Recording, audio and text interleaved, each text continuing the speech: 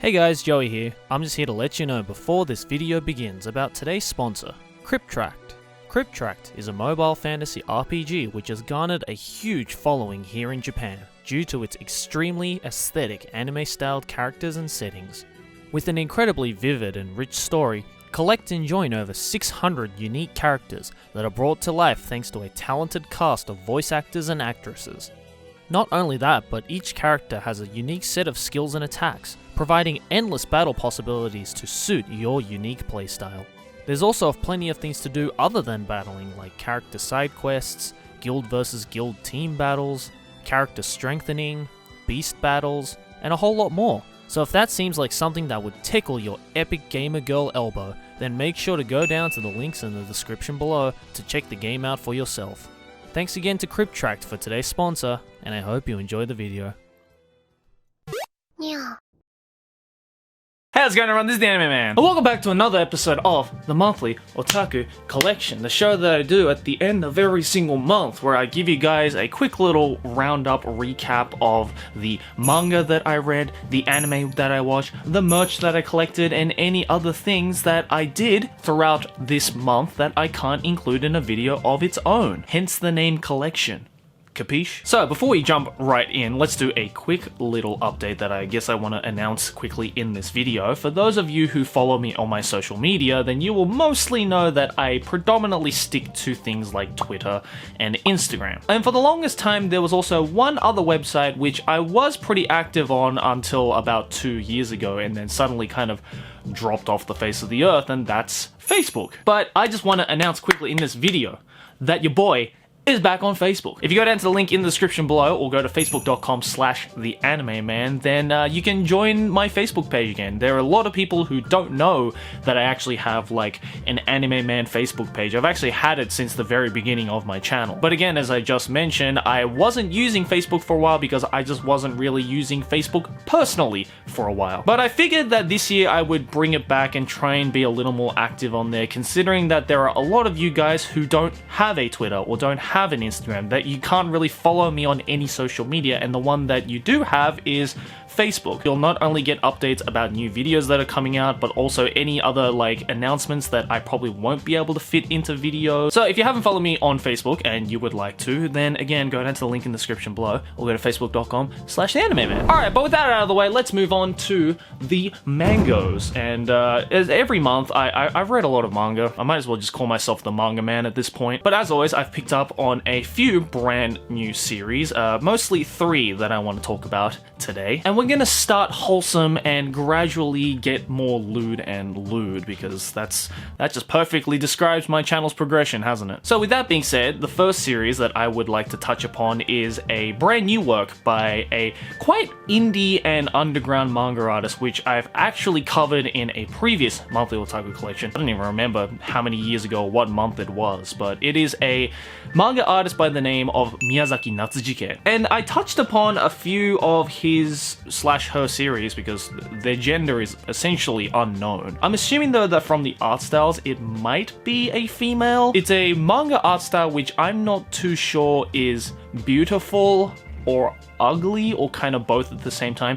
It depends on how I'm feeling that day. But basically, Miyazaki Natsuji has kind of been around in the underground scene for quite a while, and I touched upon a few of her series. I'm just going to call her for the sake of this video, but I picked up on her brand new one-shot, and it is this one right here. It's called Nakutemo Yokute Taimanaku Hikaru, and it is essentially a boy meets girl youth romance story, but because this is Natsuji we're talking about, Miyazaki Natsuji we're talking about, it's not your average or standard boy meets girl story. So essentially, the main character right here, his name is Namiki-kun, and he loves to draw. He's kind of stuck in his own world, and he's not really interested in meeting real people. He's kind of sick of reality, in all honesty, because of the different kinds of personal issues and, you know, mental struggles that he goes through in everyday life. And he has this girl that he thinks of when he thinks of like the perfect girl, the perfect partner, and her name is Golden Yukiko. What a name, I know. But weirdly enough, as he's sitting in the classroom, sitting in his own room at home and imagining this perfect female form by the name of Golden Yukiko, one day at school in the library, he meets a beautiful blonde-haired girl that you can see here, and her name, you probably guessed, is Golden Yukiko. First name Yukiko, surname Golden. That's a dope-ass surname. So you'd think just from that, it's all daisies and rainbows from there. He gets to meet essentially the girl of his dreams, but this is Miyazaki Natsuji we're talking about. She doesn't show things as they are. She doesn't like to keep stories simple. In fact, one of the biggest qualities about Miyazaki Natsuji's writing and storytelling abilities is the fact that she doesn't tell things as it is. You actually don't really know if what is happening in a particular scene is actually happening, or if it's part of a character's imagination, or it is a representation or a metaphor for something deeper. This may be a quality that a lot of manga readers may not necessarily be into, because you'll probably get confused a lot of the time. I mean, in all honesty, I think I've read this particular one-shot manga, and it's only like a 300-page one-shot manga, but I probably had to read this maybe 2 or 3 times to, I guess, finally understand the story, and this isn't the only culprit. In fact, all of Miyazaki Natsuji's manga, I feel, need multiple read-throughs to finally understand what exactly she is trying to say and represent in certain scenes and in her stories overall. And again, as I mentioned, I don't know if Miyazaki Natsuji is a good or bad artist. For example, when you look at a page like this, there are a lot of factors that you can see on here where it's like, okay, yeah, Miyazaki Natsuji clearly knows about composition and characters' faces and that kind of stuff, the simple stuff. But then you look at some other bits of it and you're like, oh, that looks a little messy. And that's just one page out of 300 pages just in this particular one shot right here. I do like though how, I guess I bought like the limited edition version, and inside of it came this little drawing right here that Miyazaki Natsuji wrote. Obviously, as you can tell, I bought this at a Village Vanguard because it's a picture of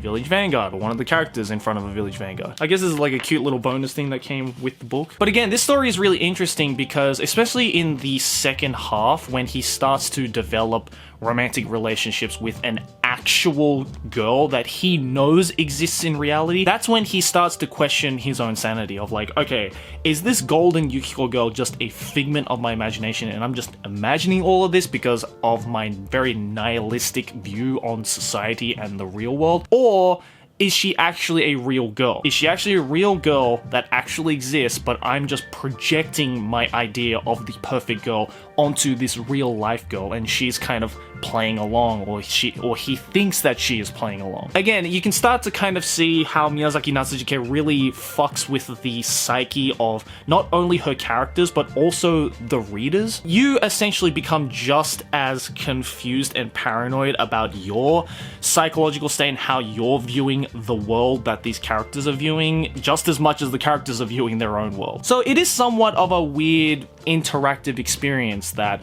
you get with these characters, because you really feel for these characters, especially when you start to uncover the multiple layers of metaphors and representations and actually understand what exactly this manga is trying to represent and how it is doing so. So if you want to check out something that's a little bit different, a little bit thought-provoking and quite mindfucky, but also enjoyable in its own right, I would definitely recommend this manga right here. But I would actually recommend everything Miyazaki Natsuji has done. She's done multiple one-shot series, and she's only really known for her one-shot stories. This one is probably the longest one that I've seen. As you can see, it's quite a thick book, but her other short stories are quite short, and you can easily read them within like 5-10 minutes, and they're very enjoyable, especially because, again, you can read them multiple times and always deem something new out of her stories and her representations and stuff like that. So yeah, definitely recommend ℌぇ𝔫𝔱ằ𝔦 Taimanaku Hikaru by Miyazaki Natsuji. The second manga I would like to recommend, we're kind of stepping up now from wholesome to wholesome, yet obviously lewd baiting. And it's really interesting that I labeled this second manga in that particular category of somewhere between wholesome and lewd, because when I looked at the title and the cover of this manga, I definitely thought I was gonna pick up some R18 shit. But weirdly enough, as I continue to read this first volume of what I assume is a series, I quickly realized, wow, I've been clickbaited hard. And it is this manga right here. Now, as you can see, very clickbaity cover. I genuinely don't even know if this cover is going to get me age restricted or whatever, but the title will definitely get me age restricted, or at least demonetized if I say it, and it is 多くが犯してくれない, which means The Orc Won't Fuck Me. That's a real title. But this is kind of similar to the female knight manga that I'm pretty sure I showed in last month's monthly otaku collection, where the title and the thumbnail, or I guess the cover in this case, is so lewd baiting that you think you're gonna be reading something that's like hella lewd and hella R18, but when in actuality you read it and you're like wow, this is weirdly wholesome, bruv. Either it's weirdly wholesome or my standard of lewdness is just off the scales. But essentially this is a story about another female warrior, as you can see, who has a husband who won't fuck her. And that husband just so happens to be an orc. I don't know how many hentai series I've seen that have that exact same premise, but, you know, he actually ends up fucking him. And in the setting of this particular story, the species of the orc is one that is very sexually active. Like wild orcs will do anything to essentially try and mate with female humans. It's the equivalent of what the goblins were in Goblin Slayer, if that makes sense. And she secretly has this kind of fetish for that kind of very sexually addictive species of orcs and decides to husbando one of those orcs, except the one that she has husbandoed is essentially asexual. He has no interest in doing it, going completely against the species of orcs in general. And so essentially this is a comedy, lewd comedy slash slice of life of this female warrior who on the outside acts very tough, but on the inside is very lewd, and her doing everything that she can to excite her orc husband in order for her to finally get laid. Japan, why do you do this? Don't get me wrong, it definitely does have a lot of sexual scenes in it, because this very feminine and quite attractive female knight right here does a lot of different sexual things to try and excite her orc husband, but at the end of it, at least with all of the stories in this first volume, she never quite gets there. And so it's built up as this almost harem-esque, ecchi type of story, but at the end of each chapter, because the orc is just like, whatever, I'd rather fiddle through Twitter and Instagram, which he actually does, and I totally feel for, it ends up just kind of being this like ℌ~𝔫𝔱 slice of life. And it's a really weird combination, yet weirdly enough, I couldn't really put this book down, and I have no idea why I couldn't put it down, because on the surface level, this manga should be a pile of shit, and it doesn't quite reach that level, weirdly. So yeah, if you were into the female knight series, which I again talked about in my previous monthly otaku collection, or any of those kinds of ecchi slash ℌ~𝔫𝔱 slice of life series, then why not check out Oku ga okashite kurenai? And the third and final manga is one that all of you horny motherfuckers on main have probably been waiting for, because I definitely made this the title and thumbnail. But it is a one-shot, or more an anthology, a collection of short stories by different artists that are revolved around one particular series, and that one particular series just so happens to be a recent manga adaptation anime that has garnered a lot of controversy, and it is this one right here. It is the Ishuzoku Reviewers official comic anthology, Darkness. Now, I myself hold quite a bit of value against myself, considering that I did a review of Ishuzoku Reviewers manga like 6 months before the anime came out. I'm pretty sure I announced it, or I reviewed it before they even announced the anime, and I'll leave that in the link in the description as well if you want to go check that video out. But essentially,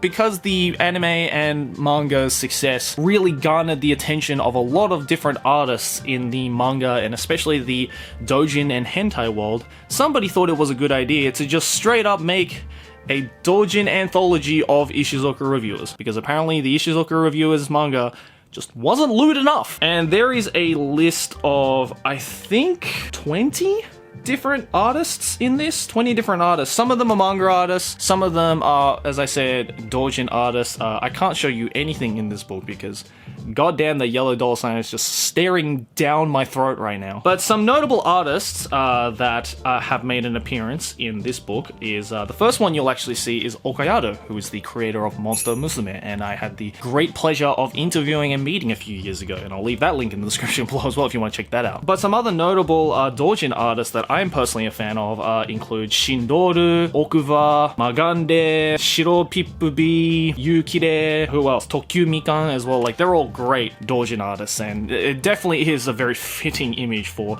a very lewd series like this. And I think I must have like missed this when it first came out, because I think this came out actually before the anime started airing, so I think it was like late last year this thing came out, and I only just found it this month. So I don't know where I was. My lewd senses must have been turned off this month, because I only just found this. And I mean, it's what you expect from something called the anthology Darkness. There are some straight up like doujin shit in here, like some straight up R18 shit in here, and I don't know what I was expecting, because it's Ishuzoku Reviewers, and goddamn, it blurs the line between what is considered ecchi and what is considered just straight up hentai. But nonetheless, it is some good quality lewdness. It actually introduced me to a lot of very cool doujin artists, which I later checked out after reading this, and their portfolio was pretty impressive. And I mean, hey, if you like your Ishuzoku Reviewers, then you definitely need to go check it out. But you're probably thinking to yourself, Joey, I can't watch Ishuzoku Reviewers. Funimation and literally every other website that is of legal matters have taken the anime off. What do I do, Senpai? Well, the good thing is there is actually one company out there who still has the balls to hold on to Ishuzoku Reviewers,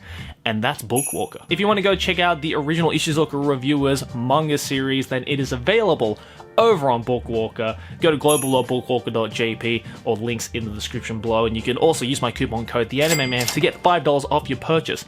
That's essentially free, my boys. So again, if you want to support the lewdness, don't do it on my anime list by giving it a 10 out of 10. Just go and buy the manga and enjoy some good quality lewdness. And with that being said, ladies and gentlemen, it is time to end this monthly otaku collection off with the monthly figurine giveaway, brought to you by the lovely folks over at Tokyo Takamo. I think one type of anime figurine which I feel definitely deserves a lot more love, especially from the Western market, is Nendoroids. Now, I'm personally a huge fan of Nendoroids. I got a lot of Nendoroids back in. I even did a whole video where I showed you guys some of the rarest Nendoroids over at the company that makes Nendoroids, Good Smile Company. I'll leave that in the link in the description as well if you want to check it out. I asked Tokyo Takamo, hey, what are some cool Nendoroids of maybe some series that I like, or that, you know, people might enjoy and get into? And as always, the folks over at Tokyo Takamo were like, fam, we got you. And they sent me 3 Nendoroids. Not 1, not 2, 3 goddamn Nendoroids. And it is these right here. That's right, this is Chito and Yuri from the lovely nihilistic slice of life series Girls Last Tour. Now, I am a huge sucker for Girls Last Tour. It is one of my favorite recent slice of life series, and it's just absolutely great. These 2 characters right here, first of all, I didn't even know they were Nendoroids, but I'm so happy that they are, because when I saw the art style in the anime and manga, I was like, goddamn, I wish they would make Nendoroids of them. And they have made Nendoroids of them! So this is Chito right here, Chi-chan. Really cute, comes with the full armor set and everything. And here is Yuri, or Yu. I really love her droopy eyes, and just the character styles are just so freaking cute. And to top those 2 beautiful characters off, they've also sent me a Nendoroid, or I guess a figurine of the ℌぇÅ𝔫𝔱ằ, which is the, I guess, tank slash bike slash vehicle that they drive around in Girls Last Tour. And I've never actually seen a huge, I guess, add-on. This is essentially like DLC to these Nendoroids, and I've never seen one that is so big. I mean, I've seen like little small parts and like backdrops you can give to Nendoroids. I've never seen just like a full-on huge figurine like this. So yeah, this comes with the full set. You get both Chi and Yu Nendoroids, as well as a beautiful figurine of their vehicle, the ℌぇÅ𝔫𝔸ℵ. And guess what, my boys? One lucky viewer who is watching this video can actually win all 3 of these figurines with the boxes signed by your boy. So if you'd like to participate in that and perhaps go into the draw to win yourself these 3 beautiful Nendoroid figurines, then all you have to do is follow a simple 3-step program. Like the video, subscribe to the channel, and click the link in the description below to enter the free giveaway. It's because of your guys' support that we're able to continue these monthly figurine giveaways, and you guys freaking love it. I freaking love it because I get to give away some cool shit that I'm personally into, and hopefully you guys are into. And yeah, it's great. Everybody wins. So again, make sure to click that link in the description below, and good luck to the winner. And with that said, guys, it is the end of this episode's monthly otaku collection. Thank you once again for joining in until the very end. I'm happy that I got to show off some really cool and interesting manga, to give you guys a cool figurine giveaway, and to just spend some time with you. You know, just spend some time just chilling, just relaxing, no heavy edits, No heavy challenges or anything. Just chilling. Just talking about manga. It's a good way to wind down. Let me know what your guys' personal monthly otaku collection was for the month of February. What kind of manga did you read? What kind of anime did you watch? What kind of merch did you buy? And just, how has your month been? I'm just curious to know. How's your month been? How's your February been? I'm still healthy. Don't have the coronavirus yet. So that's good, I guess. And look forward to a bunch of awesome videos coming out in March. There's a lot of big projects coming out in March that I'm super looking forward to sharing with you guys. Thank you very much, as always, for the incredible support you've given me, especially within these first 2 months. I appreciate it, my boys and girls, and I will see you guys in the next video. Thanks for watching. As always, like and favorite if you enjoyed, subscribe for more anime banter, and keep watching anime. Johnny!